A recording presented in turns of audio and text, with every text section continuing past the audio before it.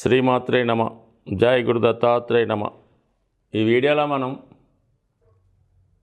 వృశ్చిక రాశి వారు జీవితంలో వారు అభివృద్ధి చెందాలంటే ఏ విధమైనటువంటి జాగ్రత్తలు తీసుకోవాల్సి ఉంటుంది, వాళ్ళు జీవితంలో ఎవరిని నమ్మాలి ఎవరిని నమ్మకూడదు అన్న విషయాన్ని జనరల్గా వాళ్ళు పుట్టినటువంటి జన్మ రాశి లేదా జన్మ లగ్నాన్ని బట్టి మనం ఈ వీడియోలో పరిశీలించే ప్రయత్నం చేద్దాం. అంటే మీరు పుట్టినప్పుడు గ్రహాలు ఏమీ లేకుండా రాశి చక్రం ఉంటే ఫలితాలు ఏ విధంగా ఉంటాయో అన్న విషయాన్ని మనం ఈ వీడియోలో తెలుస్తాయి.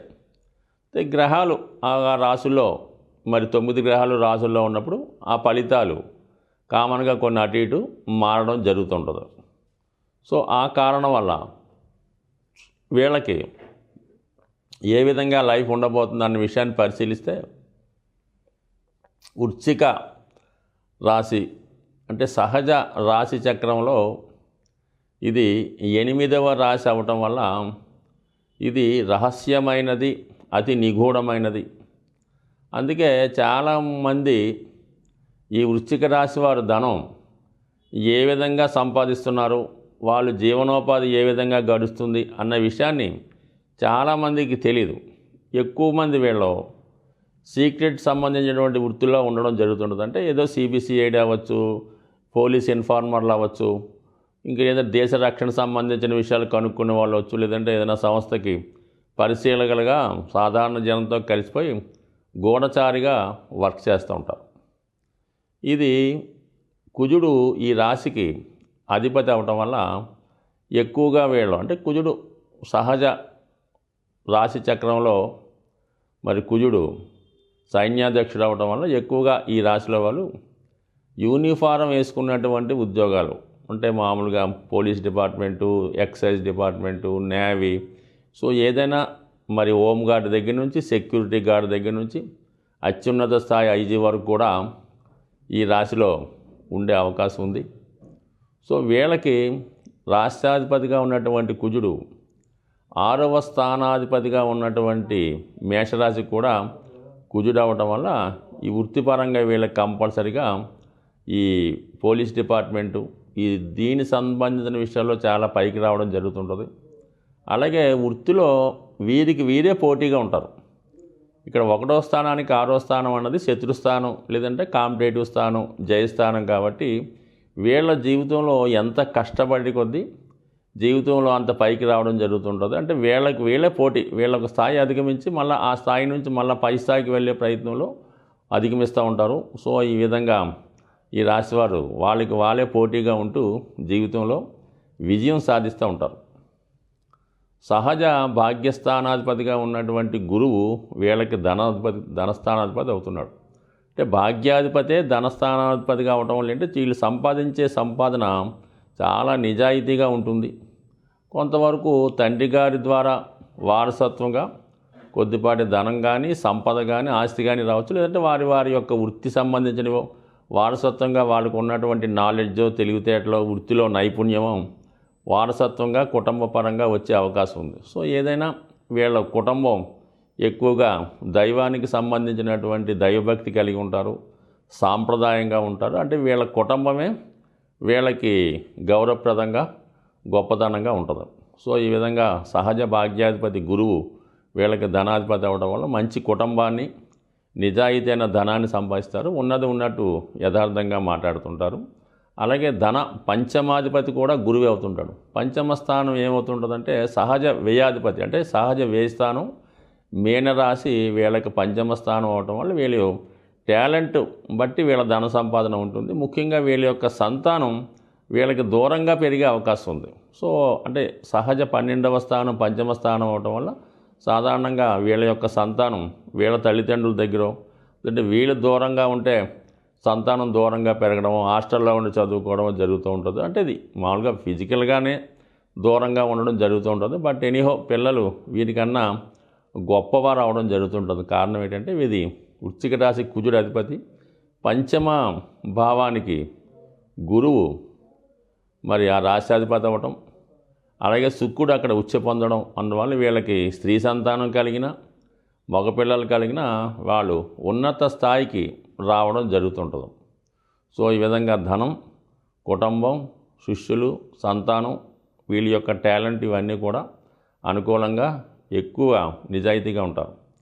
తృతీయ చతుర్థాధిపతిగా ఉన్నటువంటి శని 4వ భావాది అవ్వటం వల్ల బిగినింగ్ ఆఫ్ ది లైఫ్లో కొద్దిగా స్ట్రగుల్స్ ఎదుర్కోవడం జరుగుతుంటుంది. అంటే ఆ సమయంలో పేరెంట్స్ స్ట్రగుల్ పడటం వల్ల కానీ, అలాగే సహజంగా వీళ్ళకి ఏదన్నా దూరంగా వేరే వాళ్ళ ఇంట్లో ఉండడం కానీ, ఈ కారణాల వల్ల బాల్యం, ఎడ్యుకేషన్ అంతా కూడా కష్టతరంగా నడుస్తుంటుంది. అయినప్పుడు కూడా వీళ్ళు కృషితో, క్రమశిక్షణతో విద్యా సంబంధించిన విషయాలు పూర్తి చేసుకోవడం, వాళ్ళే వృత్తిలో ప్రవేశించి ఒక గోల్ పెట్టుకొని దాన్ని పూర్తి చేసే ప్రయత్నం చేస్తారు. ఏదైనా బిగినింగ్ ఆఫ్ ది లైఫ్ మాత్రం స్ట్రగుల్సమ్గా ఉంటుంది. అంటే ఎడ్యుకేషన్ టైం ఇంచుమించుగా వీళ్ళకి 21, 26వ సంవత్సరం వచ్చేదాకా కూడా జీవితంలో సెటిల్ అవ్వలేకపోతుంటారు. అంటే సాధారణంగా ఈ వృశ్చిక రాశిలో జన్మించిన వారికి విశాఖ 4వ పాదం, అనురాధ 4 పాదాలు, జ్యేష్ఠ నడుస్తుంటాయి. కాబట్టి సాధారణంగా విశాఖ 1వ పాదంలో జన్మిస్తే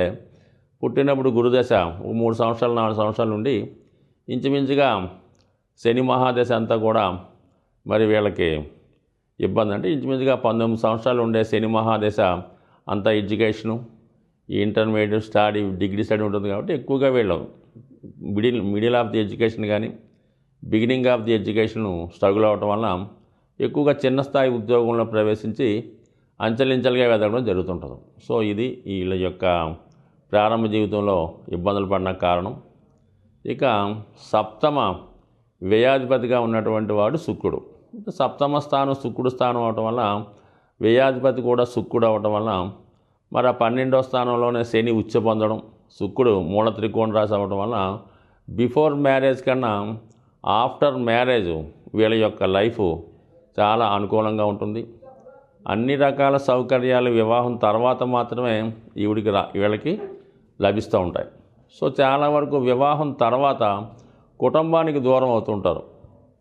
అంటే తల్లిదండ్రులకి, అన్నదమ్ములకి, అక్కచెల్లెలకి దూరమై బిఫోర్ మ్యారేజ్ వాళ్ళతో ఆప్యాయంగా ఉంటారు, ప్రతి విషయాన్ని చర్చిస్తుంటారు. ఆఫ్టర్ మ్యారేజ్ భార్య వీళ్ళ సొంత సంతానానికి విలువిస్తారు తప్ప సాధారణంగా అంటే పూర్తిగా చూడడానికి కాదు కానీ ఆ విధంగా మారే అవకాశం ఉంది. అంటే before marriage parents, after marriage wife, పిల్లలకి ఎక్కువ ప్రిఫరెన్స్ ఇవ్వడం వల్ల వీళ్ళ ఈ విధమైనటువంటి నింద వచ్చు. అంటే వీళ్ళు వ్యక్తిగతంగా ఈ విధంగా ఆఫ్టర్ మ్యారేజ్ మారే అవకాశం ఉంది. సో ఏదన్నా పార్ట్నర్షిప్ వ్యవహారం కానీ ఎవరితో అన్నా కలిసి చేసే వ్యవహారాలు కానీ 100% నష్టపోతుంటారు. అంటే పార్ట్నర్షిప్ అంటే సప్తమ భావం చెప్తుంది. ఎదుట వారితో రిలేషన్స్ కానీ, సంబంధాలు కానీ, వివాహం కానీ, సో ఏ విధమైనటువంటి రిలేషన్ అయినా సరే సప్తమ స్థానం చెప్తుంటుంది.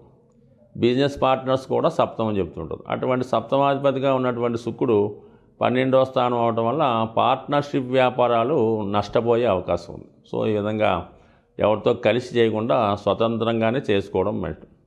సహజ 6వ భావం అంటే సహజ 6వ భావం కన్యరాశి. అది వీళ్ళకి లాభరాశి అవ్వటం వల్ల 99% వీళ్ళు ఉద్యోగమే చేసుకోవాలి. ఎందుకంటే షష్టాధిపతి లాభస్థానం కానీ ఉద్యోగరీత్యానే ధనం సంపాదించుకోగలుగుతారు. అలాగే మరి 6వ స్థానం కూడా కుజుడు యొక్క స్థానం మేషరాశి అవ్వటం వల్ల ఇది నేచురల్గా 6వ స్థానం వృశ్చిక రాశి వారికి కుజుడు అవ్వటం వల్ల అది అక్కడ జాబ్ బేస్ సర్వీసే చెప్తుంది. ఇక్కడ భజక్రమంలో 6వ రాశి కన్యారాశి వీళ్ళకి 11వ స్థానం అవ్వటం వల్ల ఇది కూడా వీళ్ళకి ఉద్యోగం ద్వారానే ఆదాయం చెప్తుంది. ప్లస్ ఏంటంటే దశమ భావం అన్నది సూర్యుడు దీనికి అధిపతి అవుతుంటాడు.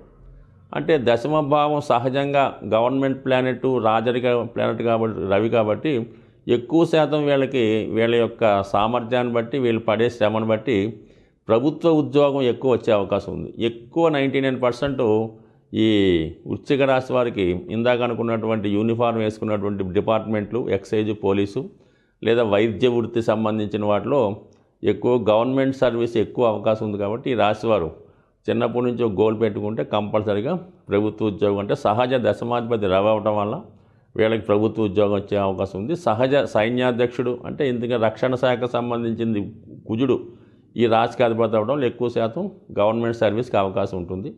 అలాగే ఉద్యోగం కానీ చేసుకోవాలి తప్ప వ్యాపారం ఇందాక అనుకున్నట్టు సప్తమాధిపతి లాస్ట్లో వ్యయాధిపత్యం రావడం వల్ల మరి వీళ్ళు ఎంత ధనం సంపాదించిన ఉద్యోగ రీత్యా సర్వీస్ ద్వారా సంపాదించాలి తప్ప ఇతరులతో కలిసి వ్యాపారం చేయడం వల్ల నష్టపోయే అవకాశం ఉంది. సహజంగా వ్యాపార భావం కూడా సప్తమ భావం కాబట్టి కంపల్సరీగా మరి వ్యాపారం కన్నా ఉద్యోగమే బెటర్ అయ్యే అవకాశాలు ఎక్కువగా ఉన్నాయి. కాబట్టి ఈ రాశివారు ఎక్కువగా ప్రభుత్వ ఉద్యోగం కోసం అటు సూర్యభగవాన్ని పూజించుకుంటూ మంగళవారం రోజు హనుమంతుని పూజ చేసుకోవడం వల్ల కంపల్సరీగా వీరు ఇంచుమించుగా ఈ శని మహాదశ అయిన వెంటనే ఈ బుధ మహాదశలో వీళ్ళకి అంటే అది బుధ 17 సంవత్సరాలు ఉంటుంది. వాళ్ళు పుట్టిన దాన్ని బట్టి లగ్నం బట్టి ఇతర భావాలు బట్టి చాలామంది 21 ఇయర్స్ తర్వాత కూడా ప్రభుత్వ ఉద్యోగం వచ్చే సూచనలు అంటే ఇలా నేవీ కానీ ఇలా సిబిసిఐడి కానీ అలాగే ఏంటంటే ఎయిర్ ఫోర్స్ కానీ అలా 21 దాటేగా వచ్చే అవకాశం ఉంది. కాబట్టి ఆ ప్రయత్నాలు చేసుకోవడం మంచిది. నిరంతరం సూర్య భగవాన్ని హనుమాన్ని పూజించుకోవడం వల్ల వాళ్ళు అనుకున్న గోలు 100% తొందరగా చేరే అవకాశం ఉంటుంది. సాధారణంగా ఈ వార ఫలాలు కానీ మాస ఫలితాలు కానీ సంవత్సర ఫలితాలు కానీ జాతకుడి యొక్క రాశిని బట్టి మనం చెప్పడం జరుగుతూ ఉంటుంది. అయితే ఇది గోచార ఫలితాలు అన్నవి రాశిని బట్టి మనం చెప్తూ ఉంటాం. సో ఇంకా మనం డెప్త్గా తెలుసుకోవాలంటే జాతకుడి యొక్క నక్షత్రాన్ని బట్టి ఇంకా డెప్త్ అయిన ఫలితాలు చెప్పడం జరుగుతుంటుంది.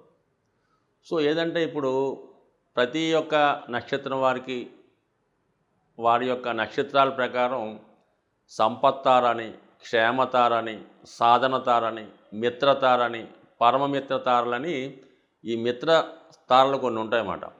ఆ తారల్లో ఈ గ్రహాలు సంచరించే సమయంలో జాతకుడికి అనుకూలమైన ఫలితాలు ఇవ్వడం జరుగుతూ ఉంటుంది. సో మిత్రతారలో ఒక గ్రహం సంచరించే సమయంలో జాతకుడికి మిత్రుల సహకారం, బంధువుల సహకారం లభిస్తూ ఉంటుంది. అదే సంపత్తారని జన్మ నక్షత్రం నుంచి 2వ తార ఉంటుంది. ఆ తార మీద గురుగ్రహం కానీ ఏదైనా శుభగ్రహం సంచరించే సమయంలో జాతకుడికి ఆర్థికపరమైన లాభం కలుగుతూ ఉంటుంది. ఆ సమయంలో జాతకుడు బ్యాంక్ అకౌంట్ ఓపెన్ చేసిన, సేవింగ్ స్టార్ట్ చేసినా అది అనుకూలంగా ఉండే అవకాశం ఉంటుంది. అదే 4వ తార అంటే జన్మతార నుంచి 4వ తార లెక్కెట్టుకుంటే అది క్షేమతార అవుతుంది. అది స్థిరాస్తి కొనుగోలు చేయడానికి, క్షేమంగా ప్రయాణం చేయడానికి, అలాగే ఎవరికన్నా సంప్రదింపులు జరపడానికి, ఏదన్నా వృత్తి ప్రారంభించడానికి అది అనుకూలంగా ఉంటుంది. ఆ క్షేమతారలో మీరు ప్రయాణం ఎంత కఠినమైన ప్రయాణం ప్రారంభించినా అది సక్సెస్ఫుల్ అయ్యే అవకాశం ఉంది. సో అలాగే 6వ తార సాధన తార అంటారు. కోర్టు కేసుల్లో విజయం సాధించాలన్నా, మీరు వెళ్ళిన చోట అప్పు పుట్టాలన్నా, లేదంటే మీరు అప్పు తీర్చాలన్నా, అలాగే శత్రువులపై విజయం సాధించాలన్నా, ఒక యుద్ధానికి వెళ్ళాలన్నా, ఒక కోర్టుకి వెళ్ళాలన్నా సాధన తారలో మీరు పని స్టార్ట్ చేస్తే 100% విజయం సాధిస్తారు. ముఖ్యంగా విద్యార్థులు ఇంటర్వ్యూకి వెళ్ళినప్పుడు ఆ సాధన తారలో ఇంటర్వ్యూకి వెళ్తే ఉద్యోగంలో తప్పక విజయం లభిస్తూ ఉంటుంది. అలాగే 8వ తార అన్నది మిత్రతార. అంటే మనం స్నేహం చేయడానికి కానీ, వివాహ సంబంధాలు కుదుర్చుకోవడానికి కానీ, ఎవరితో అన్నా పార్ట్నర్షిప్ వ్యవహారాలు చేయడానికి కానీ మిత్రతార చాలా అనుకూలించే అవకాశం ఉంది. సో అలాగే పరమమిత్రతార అంటే ఈ పరమమిత్రతారలో కొంతమంది అనుకూలంగా ఉందని, కొంతమంది ప్రతికూలంగా ఉంటుందని చెప్తారు. బట్ కానీ ఏదైనా కొంతవరకు న్యూట్రల్గా మంచి ఫలితాలు ఇవ్వడం జరుగుతూ ఉంటుంది. సో ఈ విధంగా మనం తారాబలం చూసుకొని, అలాగే మరి చంద్రలగ్నాత్తు అష్టమంలో ఏ గ్రహం సంచరించినా కూడా ఇబ్బంది కలుగుతుంటుంది. ముఖ్యంగా ప్రతీ నెల ఒకసారి 2.5 రోజులు అష్టమ స్థానంలో చంద్రగ్రహ సంచారం జరుగుతుంటుంది. ప్రస్తుతం మరి ఒక విధంగా చెప్పాలంటే తులారాశి వారికి అష్టమంలో ఇప్పుడు సంచారం జరుగుతుంది అనుకుంటాం. వాళ్ళకి ఈ వృత్తి వ్యవహారాల్లో చికాకులు లభిస్తాయి. అందుకని అష్టమ చంద్ర దోషం కూడా జాతకుడికి ఉంటుంది కాబట్టి అది కూడా మరి గమనించుకుంటూ, ఈ తారాబలాన్ని కూడా గమనించుకుంటూ ఇంకా మనం సూక్ష్మంగా ఇంకా డెప్త్గా ఈ వార ఫలితాలు, మాస ఫలితాలు తెలుసుకున్నప్పుడు ఇంకా పర్ఫెక్ట్ అయినటువంటి ఫలితాలు వచ్చే అవకాశం ఉంది. అలాగే జన్మ జాతకాన్ని బట్టి కూడా ప్రస్తుతం జరుగుతున్నటువంటి దశానాథుడు అంటే మనకి ఏదో దశ జరుగుతుంటుంది. ఆ దశానాథుడు గోచారంలో ఎక్కడున్నాడు, ఏ గ్రహంతో కలుస్తున్నాడు అన్న స్థితిని బట్టి కూడా మన యొక్క ఫలితం ఆధారపడి ఉంటుంది. కాబట్టి ఇవన్నీ కూడా మిక్స్ చేస్తేనే జాతకుడు సరైనటువంటి ఫలితాన్ని పొందగలడు తప్ప ఏదో పేరుని బట్టో రాశిని బట్టో ఈ 4 ఫలితాలు ఏదో తెలుసుకోవడం వల్ల అది 100% ఖచ్చితమైన ఫలితం అయితే కాదు. మరి డెప్త్గా తెలుసుకుందాం అనుకుంటే మీకు ముఖ్యంగా చాలా సూక్ష్మంగా చాలా జాగ్రత్తగా టైం తీసుకొని పరిశీలిస్తే ప్రతి విషయాన్ని కూడా పర్ఫెక్ట్గా జ్యోతిష శాస్త్రంలో తెలుసుకునే అవకాశం ఉంటుంది. కాబట్టి మీరు ఎవరైనా ఇబ్బందుల్లో తెలుసుకోవాలనుకున్న వాళ్ళు మీ సమీపంలో ఉన్నటువంటి జ్యోతిష్కుడికి సరైన సమయం ఇచ్చి తగు విధంగా మరి జాతకం తెలుసుకోవడం వల్ల ఇంకా మంచి ఫలితాలు పొందుతారని ఆశిస్తూ స్వస్తి.